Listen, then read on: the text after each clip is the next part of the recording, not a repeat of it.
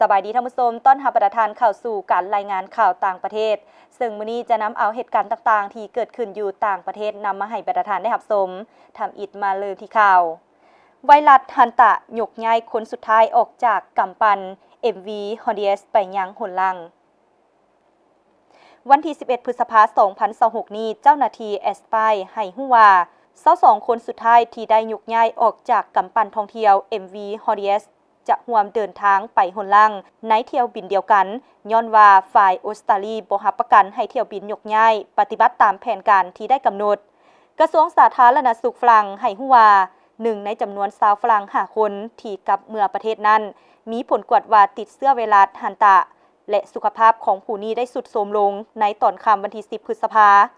ในขณะนั้น2กรณีแม่นคนเจ็บชาวอเมริกาก็ได้ส่งไปยังบ่อนปิ่นปัวพญาธิพิเศษภายหลังเรือบินยกย้ายลงจอดอยู่รัฐเนบราสกาของวันที่ 11 พฤษภาคมตามเวลาท้องถิ่นท่านอันโตนิโอ กูเตเรสเลขาธิการใหญ่สหประชาชาติตีราคาความเสี่ยงต่อมวลชน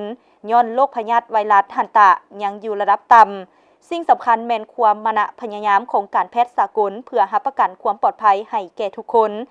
รวมมีผู้โดยสารและลูกเรือของกำปั้น MV Honduras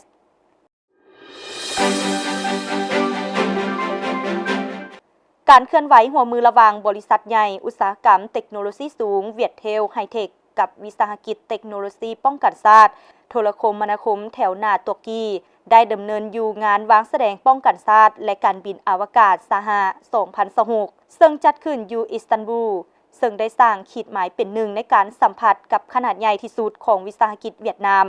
สำหรับระบบนิเวศอุตสาหกรรมป้องกันชาติของประเทศที่ตั้งอยู่ระหว่างกลางของ2ทวีปอาซีเอโรปเวียดเทลไฮเทคได้ลงนามข้อตกลงร่วมมือกับไคลเอลอิเล็กทรอนิกส์ซึ่งแม่นวิสาหกิจเทคโนโลยีป้องกันชาติรายใหญ่ของตุรกีเพื่อสุกยูการทดลองและประมวลมาตรการเครือข่ายเฉพาะ 5G ของเวียดเทลเข้าในสภาพแวดล้อมข้อมูลข่าวสารทางการทหารที่ต้องการให้รักษาความลับและมีเสถียรภาพในระดับสูงท่านผู้ชมที่ผ่านไปนั้นก็เป็นข่าวทั้งหมดที่ทางภาคข่าวต่างประเทศนำมาให้ประทานได้รับชมมาฮอดนี้การรายงานข่าวต่างประเทศก็ได้หมดเวลาเพียงเท่านี้พบกันใหม่ในมื้อหน้าสำหรับมื้อนี้สบายดี